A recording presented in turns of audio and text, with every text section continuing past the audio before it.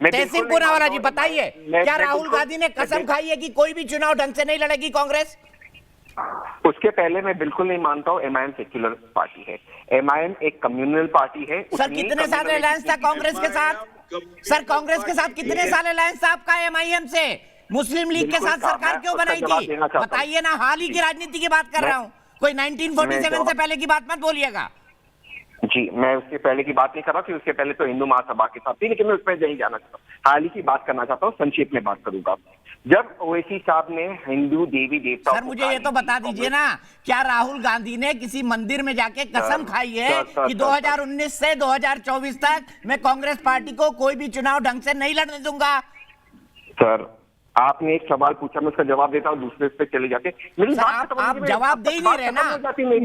मुझे पता है राहुल गांधी जी आपके सवाल का जवाब दे रहा हूँ। सर आपकी फैमिली के मुझे पता है, लेकिन आपको जवाब तो देना होगा ना।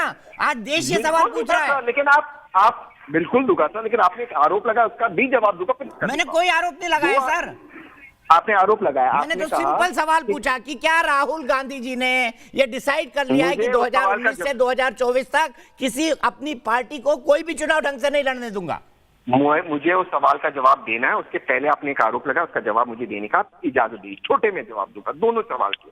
आपने आरोप लगाया कि ये अलायंस में थे या नहीं, मैम मैं उसका जवाब आपको दे दूं। बिल्कुल अलायंस में थे, और अलायंस में होने के बावजूद उन्होंने जो अपमानित किया हिंदू देवी देवताओं को, मनमोहन सिंह जी की 56 इंच की छाती थी, उनको जेल में डाला।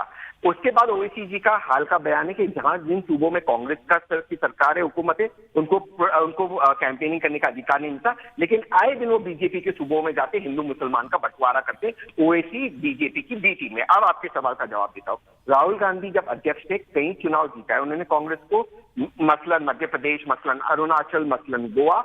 किस तरह से हुकूमतें बदली गई ये आप भी जानते हो, मैं भी जानता हूं। फर्क सिर्फ इतना है, अमित शाह करे उसे चाणक्य नीति कहते, कोई और करे तो आप कहते कि उसमें लोकतंत्र की हत्या हो रही है। ठीक है, आपने मान लिया कि राहुल गांधी जी, मैं मतलब अब ठीक है, मैं तो 2019 के बाद की बात कर रहा हूं।